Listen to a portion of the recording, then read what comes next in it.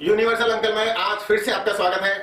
आज वापस हम बात करने वाले हैं अपने नौनिहालों की, अपने टीनेजर बच्चों की, मैच्योर हो चुके इंसानों की और वृद्ध हो चुके लोगों की कैसी संगति होती है, वो संगति किसके ऊपर डिपेंड करती है। आपने यदि चैनल को सब्सक्राइब नहीं किया तो पहले कर लें, बेल आइकन का बटन जरूर दबा दें। साथियों, आपको ये बहुत अच्छी तरह से पता भी है कि कौन आदमी भिखारी टाइप का है, मतलब गरीब है, कौन आदमी अच्छा अमीर है, कौन राजनीति में केवल चमचागिरी करता है और कौन राजनीति में पार्षद, विधायक या सांसद बनता है। यह सब कुछ डिपेंड करता है हमारी संगति के ऊपर कि हम किस संगत में रहते हैं। यदि आप केवल दरी बिछाने वाले छोटे छोटे कार्यकर्ताओं की संगत में हैं तो निश्चित रूप से कार्यकर्ता बने ही रहेंगे ना, उसमें बड़े लोगों की कोई जरूरत नहीं है। मतलब आपके आसपास के अंदर किस तरह के लोग हैं, इस पर डिपेंड करता है कि आपकी संगति कैसी है। और सबसे बड़ी बात बताऊं आपको, कोई भी आदमी अपने आसपास के लोगों से निकलना ही नहीं चाहता। अब इसके लिए मैं आपको एक छोटी सी कहानी सुनाता हूं। एक बहुत बड़े विद्वान थे, महात्मा थे, मतलब उनके पास में सैकड़ों लोग, हजारों लोग आके उनके सामने बैठा करते थे और मतलब उनकी ख्याति पूरे देश के अंदर फैली हुई थी। इतने सिद्ध पुरुष थे कि उन्हें पता लग गया कि अब मेरा शरीर छोड़ने का समय आ गया और इस शरीर छोड़ने के बाद में जो मेरा अगला जन्म होगा वो सूअर के रूप में होने वाला है। अब महात्मा जी ने अपने बिल्कुल बेहद खास समर्थक शिष्य को अपने पास बुलाया और उस शिष्य को बुलाने के बाद में उससे बोला कि देख, मैं अभी 5-7 दिन के बाद में ये शरीर छोड़ दूंगा, मतलब मर जाऊंगा, और फिर मेरा जन्म अमुक कस्बे के अंदर उस सुअरी की कोख से मैं पैदा होऊंगा। तेरे को एक हाथ जोड़ के निवेदन है। बोले साहब बताओ। बोले मुझे ये पता है कि मुझे एक सुअर के बाद का जन्म वापस मेरा साधु के जैसा होगा, इसलिए तू तुरंत प्रभाव से जाके और जहां मैं पैदा हूं वहां मेरी हत्या कर देना। मतलब जब तक उसकी हत्या नहीं होगी तब तक वो वापस से तीसरा जन्म नहीं ले पाएंगे। अब साहब जो कहना था वो कहा और अनुयायी ने मान भी लिया और आखिरकार महात्मा जी ने देह छोड़ दिया, उनका निधन हो गया और वो जाके एक सुअर के रूप में पैदा हो गए। अब जब सुअर के रूप में पैदा हो गए तो सबसे बढ़िया क्या लगता है? भ्रिष्टा खाना, कादे में लौटना, जितनी भी जगह गंदगी है वहां जाके लोट पटोलोट होना, और क्या आनंद आते थे उनको महात्मा जी को। अब महात्मा जी थे लेकिन सुअर थे तो उनके दिमाग में तो था, लेकिन वो जब उनका शिष्य उनके सामने आया, क्योंकि शिष्य को पता था कि भाई ये मेरे महात्मा जी, क्योंकि सुअर के अंदर भी उनको उसको दिव्य दृष्टि दी हुई थी, तो उनको पता चल गया कि ये महात्मा जी हैं जो सुअर के रूप में जन्म ले चुके। अब उनके शिष्य ने तलवार निकाली, लेकिन महात्मा जी गिड़गिड़ाने लग गए, मुझे मत मारो, मुझे मत मारो।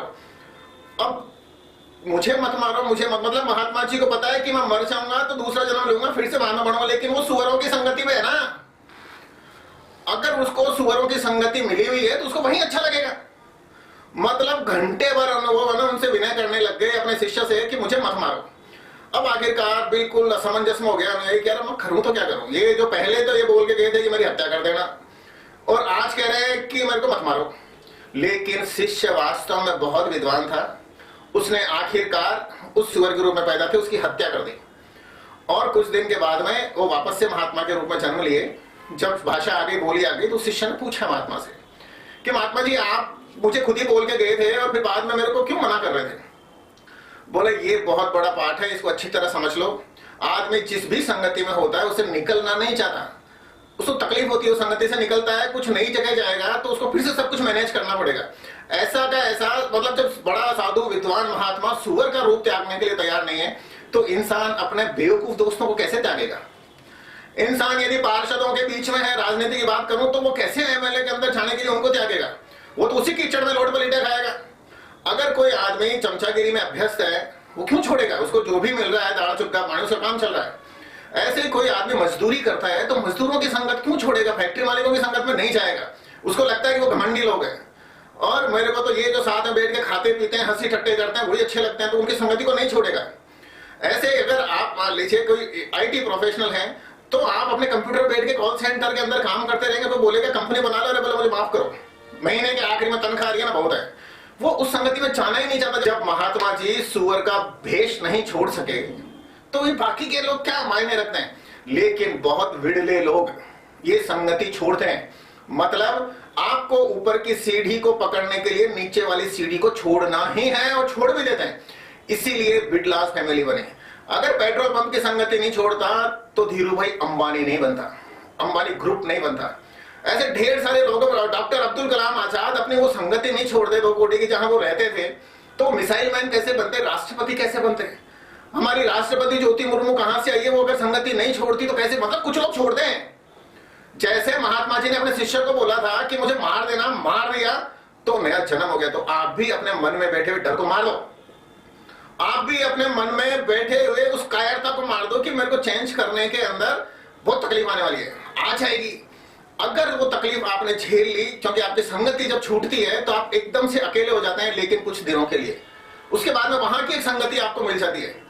अब आपको और सीढ़ी चढ़नी है तो उस संगति को भी छोड़ना पड़ेगा। तो अमेरिका अमेरिका इसीलिए है, वहां भावनाएं कुछ मायना नहीं रखती। यदि आपकी सोच पहले अच्छी थी, आज लो सोच है, तो आपके कई लोग छोड़ जाएंगे। यदि आपकी सोच थोड़ी सी बड़ी है तो आपके पास कई लोग आ जाएंगे। आपने देखा होगा कि राजनीति के बारे में अच्छा उदाहरण, क्योंकि आप सब लोग समझते हो किसी पंच सरपंच के पास में कितने लोग बैठे हुए रहते हैं, खूब रहते हैं। वहीं एमएलए के पास में खूब लोग बैठे रहते हैं, कौन बैठे रहते हैं, वो सरपंच लोग। लेकिन सरपंच के चमचे नहीं आते एमएलए के पास में। अब कई मिनिस्टरों की बात ले लें तो मिनिस्टरों के पास कई एमएलए मिलते हैं। मतलब सब जगह संगति है, आप अकेले कहीं नहीं रहोगे। अगर आप भिखारी हो तो भी संगति है, अगर आप उद्योगपति हो तो भी संगति है। लेकिन हम लोग अपने मौजूदा कंफर्ट लेवल को जब नहीं छोड़ पाते, जैसे राजस्थान के मुख्यमंत्री अपने उस कंफर्ट जोन को नहीं छोड़े, राष्ट्रीय अध्यक्ष बनने वाले थे कांग्रेस के, लेकिन जाना ही नहीं चाहते थे, वापस उसी कीचड़ में आके बोले नहीं साहब मेरे को तो राजस्थान का मुख्यमंत्री बनना है, यही टिट्टे विट्टे डालने हैं और यहीं पे जीतना है, यहीं पे रहना है। तो कंफर्ट जोन नहीं छोड़ोगे, चाहे मतलब सीएम लेवल का आदमी कंफर्ट जोन छोड़ने के लिए तैयार नहीं है, तो छोटे छोटे नौकरी पेशा लोगों का अपन कंफर्ट लेवल कैसे छोड़ेंगे। लेकिन जिसने भी छोड़ा, अगर मल्लिकार्जुन खड़गे ने छोड़ा, चूंकि उदाहरण आपके सामने है इसलिए दे रहा हूं, तो वो कर्नाटक के एक नेता की बजाय किसी पार्टी का, सबसे बड़ी पार्टी का, जिसने देश की आजादी में संघर्ष किया था, उसका राष्ट्रीय अध्यक्ष बन गया।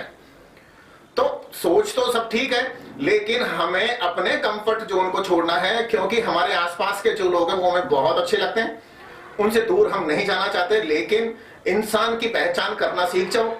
जैसे ही इंसान की पहचान करना सीख जाओगे, इंसान, ध्यान रखना, एक इंसान ही एक ऐसी चीज है जिसमें राम भी है और रावण भी है।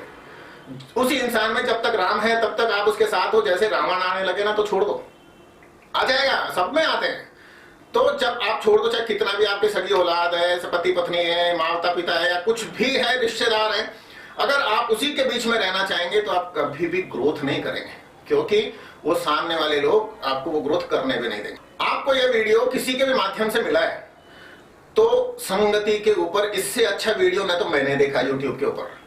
बाकी सारे के सारे लोग तर्क दे सकते हैं, डाटा दे सकते हैं, उन डेटा के हिसाब से बात कर सकते हैं, लेकिन आपको लगता है कि कोई भी आपका बच्चा, रिश्तेदार, लोग बात ये समझें कि संगति में अपन उसी में क्यों रहते हैं, आगे क्यों नहीं बढ़ पाते, तो ये वीडियो उनको जरूर फॉरवर्ड करना। जय हिंद, वंदे मातरम।